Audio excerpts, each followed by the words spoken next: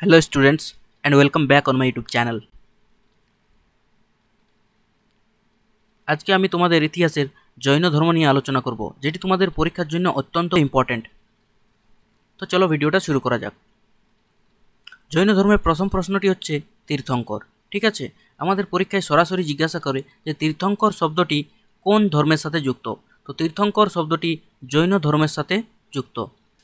জৈনদের মতে বহু প্রাচীনকাল থেকে 24 জন তীর্থঙ্কর বা পথ নির্মাতা জৈন ধর্মের প্রবর্তন বা প্রচার করেন। জৈন ধর্মের তীর্থঙ্করের সংখ্যা কত? 24 জন। সর্বপ্রথম তীর্থঙ্করের নাম কি? ঋষভদেব। এবং সর্বশেষ তীর্থঙ্করের নাম মহাবীর। প্রথম তীর্থঙ্কর ঋষভদেব ছিলেন জৈন ধর্মের প্রতিষ্ঠাতা। তো জৈন ধর্মের প্রতিষ্ঠাতার নাম কি? ঋষভদেব। জৈন ধর্মের প্রতিষ্ঠাতা হচ্ছেন ঋষভদেব। এবং যদি বলা হয় জৈন ধর্মের প্রকৃত প্রতিষ্ঠাতার নাম কি, তাহলে হবে মহাবীর। প্রকৃত প্রতিষ্ঠাতা মহাবীর। প্রকৃত প্রতিষ্ঠাতা হচ্ছেন মহাবীর। জৈন ধর্মের প্রতিষ্ঠাতার নাম হচ্ছে ঋষভদেব এবং প্রকৃত প্রতিষ্ঠাতা যদি বলা হয় তাহলে হবে মহাবীর। এই 24 জন তীর্থঙ্করের মধ্যে কেবল 23তম তীর্থঙ্কর পার্শ্বনাথ বা পরেশনাথ ও 24তম তীর্থঙ্কর মহাবীরের সম্বন্ধে জৈন ধর্মগ্রন্থে কিছু সংবাদ পাওয়া যায়।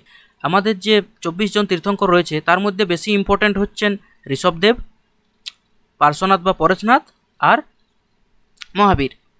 23তম তীর্থঙ্কর পার্শ্বনাথ বা পরেশনাথ কিছুগুলি উপদেশ প্রচার করেন যা চতুর্জাম নামে খ্যাত। এই উপদেশগুলি কি কি? অহিংসা, সত্য, ঐশ্বর্য ও অপরিগ্রহ। ঠিক আছে, অহিংসা অর্থাৎ হিংসা না করা, সত্য সদা সত্য কথা বলা, ঐশ্বর্য মানে চুরি না করা, এবং অপরিগ্রহ হচ্ছে মানে ম্যাটেরিয়ালিস্টিক জিনিস যেগুলো সেগুলো থেকে ডিট্যাচ হওয়া, অর্থাৎ মোহ মায়া এইসব, এবং আমাদের যে কোনো মানুষের উপর বা কোনো স্থানের উপর মায়া হয়ে যায় সেগুলি থেকে ডিট্যাচ হওয়া। ঠিক আছে, এটি হচ্ছে অপরিগ্রহ। পরবর্তীকালে মহাবীর আরেকটি উপদেশ এটির সাথে যুক্ত করে, যেটি হচ্ছে ব্রহ্মচর্য। যেটি হচ্ছে ব্রহ্মচর্য।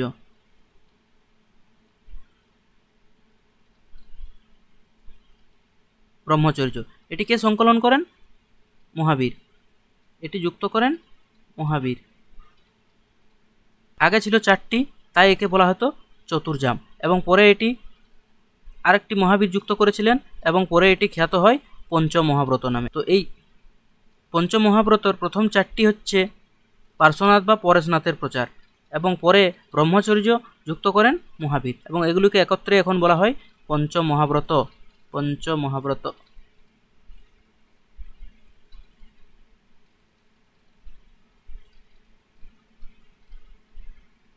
পঞ্চ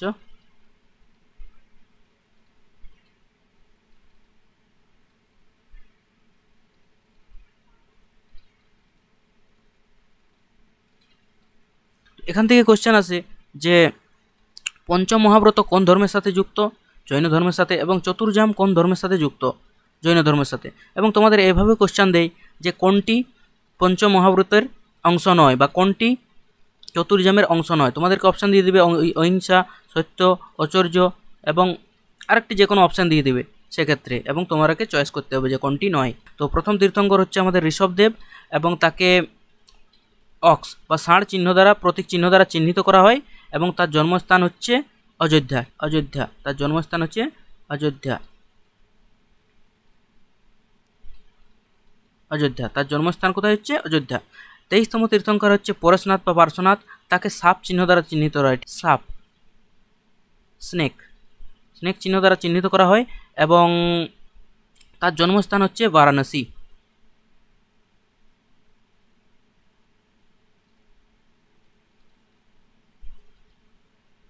তার জন্মস্থান হচ্ছে বারাণসী।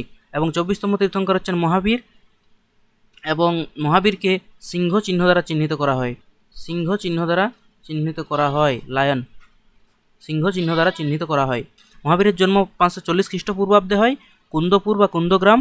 কোথায় অবস্থিত? বৈশালীতে জাতিক নামক ক্ষত্রিয় রাজ পরিবারে হয়। তার পিতৃদত্ত নাম ছিল বর্ধমান, অর্থাৎ তার আসল নাম যদি বলা হয় তো আসল নাম ছিল বর্ধমান। তার মাতার নাম ছিল ত্রিশলা, যিনি লিচ্ছবি বংশীয় রাজকন্যা ছিলেন, এবং তার পিতার নাম ছিল সিদ্ধার্থ। তার স্ত্রীর নাম ছিল যশোদা, এবং তার কন্যার নাম ছিল প্রিয়দর্শনা। এখানে একটু গুলিয়ে যেতে পারে যে গৌতম বুদ্ধের অর্থাৎ আমাদের যে সিদ্ধার্থ, তার স্ত্রীর নাম ছিল যশোধরা, এবং বর্ধমান অর্থাৎ মহাবীরের স্ত্রীর নাম হচ্ছে যশোদা। 30 বছর বয়সে তিনি সংসার ত্যাগ করেন। মহাবীর 30 বছর বয়সে সংসার ত্যাগ করেন, এবং তার একজন সঙ্গীও ছিল, তার নাম হচ্ছে মেকখালি কৌশল। মেকখালি কৌশল। পরবর্তীকালে তাদের মধ্যে একটা মনোমালিন্য দেখা দেয় এবং মেকখালি কৌশল আলাদা হয়ে একটি ধর্ম প্রচার করেন, যেটি হচ্ছে আজীবক ধর্ম। ঠিক আছে, আজীবক।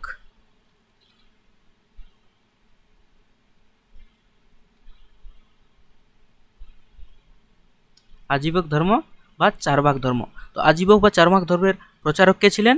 আজীবক বা চারবাক ধর্মের প্রচারক ছিলেন মেকখালি কৌশল। ঠিক আছে, মেকখালি কৌশল। আর এরা ভাগ্যে বিশ্বাসী ছিল, মানে ভাগ্যে যেটা হবে সেটা হবেই, ফ্যাটালিজমে বিশ্বাসী ছিল এরা। ঠিক আছে, ভাগ্যের উপর বিশ্বাসী ছিল।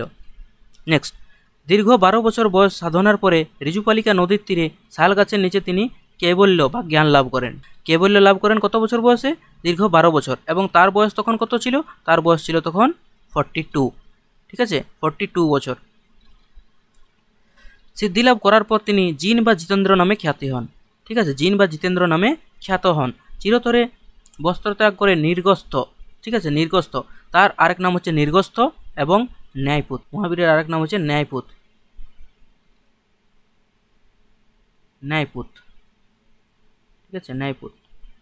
একটু ম্যানেজ করে নেবে, অত ভালো হচ্ছে না। ন্যায়পুত। তিনি কাম ও সুখ দুঃখকে জয় করেছিলেন বলে তাকে মহাবীর বা জিন কথার অর্থ হচ্ছে জয়ী বলা হতো। তাকে মহাবীর বা জিন, আর জিন কথার অর্থ হচ্ছে জয়ী বলা হতো। জিন থেকে তাদের শিষ্যদের বলা হতো জৈন। 468 খ্রিস্টপূর্বাব্দে 72 বছর বয়সে রাজগৃহের পাবাপুরীতে তার মৃত্যু হয়। ঠিক আছে, তিনি অনশনে স্বেচ্ছামৃত্যু বরণ করেন এবং এই পাবাপুরীতে তিনি প্রথম ধর্মপ্রদেশ বা ধর্মপ্রচার করেন। নেক্সট আমরা দেখব পৃষ্ঠপোষক, অর্থাৎ জৈন ধর্মের কারা পৃষ্ঠপোষক ছিলেন। তো মগধরাজ বিম্বিসার, অজাতশত্রু, চন্দ্রগুপ্ত মৌর্য, কলিঙ্গরাজ খারবেল, কাথিয়াড়ির রাজা মান্ডলিক, গুজরাট রাজ জয়সিংহ ও কুমারপাল এই ধর্মের সমর্থক ছিলেন। তার মধ্যে আমাদের ইম্পর্ট্যান্ট হচ্ছে চন্দ্রগুপ্ত মৌর্য, যিনি ভদ্রবাহুর সাথে কর্ণাটকের শ্রবণবেলাগোলায় অনাহারে অর্থাৎ সংলেখনা পদ্ধতিতে মৃত্যুবরণ করেন। এটি আমাদের ইম্পর্ট্যান্ট, এটা মনে রাখতে হবে যে চন্দ্রগুপ্ত মৌর্য ভদ্রবাহুকে নেক্সট আমরা জানবো, কিন্তু ভদ্রবাহুর সাথে সংলেখনা পদ্ধতিতে মৃত্যুবরণ করেন কর্ণাটকের শ্রবণবেলাগোলায়। নেক্সট দেখবো আমরা জৈন ধর্মের মধ্যে অন্তবিরোধ। জৈন ধর্ম শেষে অর্থাৎ খ্রিস্টীয় 3য় শতকে জৈন ধর্ম দুটি ভাগে বিভক্ত হয়, দিগম্বর এবং শ্বেতাম্বর। দিগম্বররা কোনো বস্ত্র পরতেন না। ঠিক আছে, দিগম্বররা কোনো বস্ত্র পরতেন না এবং তাদের নেতার নাম ছিল ভদ্রবাহু। এই ভদ্রবাহুর কথাই আমরা তখন বলছিলাম যে চন্দ্রগুপ্ত মৌর্যের সাথে শ্রবণবেলাগোলায় সংলেখনা পদ্ধতিতে অর্থাৎ অনাহারে মৃত্যুবরণ করেছিল এবং তারা শেষে দক্ষিণ ভারত গমন করে। অপরপক্ষে এই যে শ্বেতাম্বরদের নেতার নাম হচ্ছে স্থূলভদ্র। দিগম্বরদের নেতার নাম হচ্ছে ভদ্রবাহু এবং শ্বেতাম্বরদের নেতার নাম হচ্ছে স্থূলভদ্র এবং তারা শ্বেত বস্ত্র পরিধান করত, তাই তাদেরকে শ্বেতাম্বর বলা হতো এবং তারা উত্তর ভারতে ছিলেন। ঠিক আছে, তারা উত্তর ভারতে ছিলেন। তো আমাদের অনেক সময় এই শ্বেতাম্বর দিগম্বরদের মধ্যে পার্থক্য দিয়ে দেয়। শ্বেতাম্বররা শ্বেত বস্ত্র পরিধান করত, দিগম্বররা কোনো বস্ত্র পরিধান করতো না। শ্বেতাম্বরদের নেতার নাম হচ্ছে স্থূলভদ্র এবং দিগম্বরদের নেতার নাম হচ্ছে ভদ্রবাহু। শ্বেতাম্বররা উত্তর ভারতে ছিলেন এবং দিগম্বররা দক্ষিণ ভারত গমন করেন। নেক্সট দেখবো আমরা জৈন ধর্মশাস্ত্র। তো মহাবীরের আদর্শ সত্য বিশ্বাস, সত্য জ্ঞান ও সত্য আচরণ ত্রিরত্ন নামে পরিচিত। তো যদি আমাদের বলা হয় যে ত্রিরত্ন কোন ধর্মের সাথে যুক্ত, তো জৈন ধর্মের সাথে হবে এবং বৌদ্ধ ধর্মে ত্রিরত্ন রয়েছে। তো যদি আমাদেরকে বলা হয় যে ত্রিরত্ন কোন ধর্মের সাথে যুক্ত এবং অপশন দিয়ে দেয় জৈন ধর্ম, বৌদ্ধ ধর্ম এবং উভয়েই, তো সেক্ষেত্রে আমাদের উভয়ে টিক করতে হবে। জৈন শ্রমণ ভদ্রবাহু রচিত কল্পসূত্র জৈনদের আদি গ্রন্থ বলা হয়। একটা এখানে আমি ট্রিক বলে দিচ্ছি, যে গ্রন্থের সাথে যুক্ত থাকবে আমাদেরকে ধরে নিতে হবে এটা জৈন ধর্মের সাথে সম্পর্কিত। ঠিক আছে, সূত্র যদি কোনো ধর্মগ্রন্থের শেষে থাকে তাহলে আমাদেরকে ধরে নিতে হবে এটা জৈন ধর্মের সাথে সম্পর্কিত। প্রথম ধর্ম সম্মেলন, জৈন ধর্মের ধর্ম সম্মেলন হয়েছিল এবং প্রথম ধর্ম সম্মেলন হয়েছিল পাটলিপুত্রে। এই ধর্ম সম্মেলনে মহাবীরের উপদেশগুলিকে 12টি অঙ্গে সংকলিত করা হয়। ঠিক আছে, অঙ্গ কটা রয়েছে 12টি এবং এই সংকলনকে কি বলা হয়? এগুলিকে দ্বাদশ অঙ্গ বলা হয়। আর এটি প্রাকৃত ভাষায় রচিত। আমাদের জৈন ধর্মের বেশিরভাগ গ্রন্থই কিন্তু প্রাকৃত ভাষায় রচিত, এটা আমাদেরকে মনে রাখতে হবে।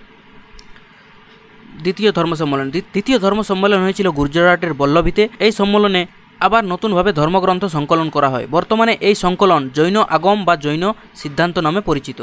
নেক্সট আমরা এটার একটি তাড়াতাড়ি ওভারভিউ করে নেব।